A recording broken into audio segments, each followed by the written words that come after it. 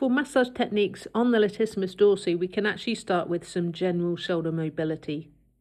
Using this technique here, you can see I'm mobilizing the scapula to get the scapula gliding a little bit better before we work deeper on the Latissimus dorsi.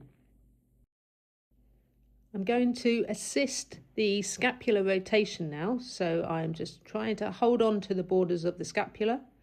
Make sure you do this without lotion, because we don't want any slip. And as my client goes into shoulder abduction, I am assisting that rotation. We can do this technique a few times, and each time just try and assist it a little bit more just to get that extra bit of abduction on the end range. After these mobilization techniques, we can now apply some lotion or some oil. Side lying is a great position to work on the lats. And you can see I'm using a figure 4 kind of lock on the arm here, and as I'm working down with an open fist, I'm doing lengthening on the lats.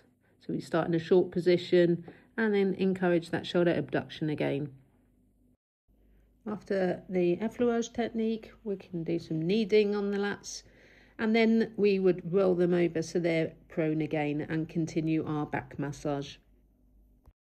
We hope you found this video informative and can use these techniques with your clients. Thank you so much for watching, and don't forget to subscribe.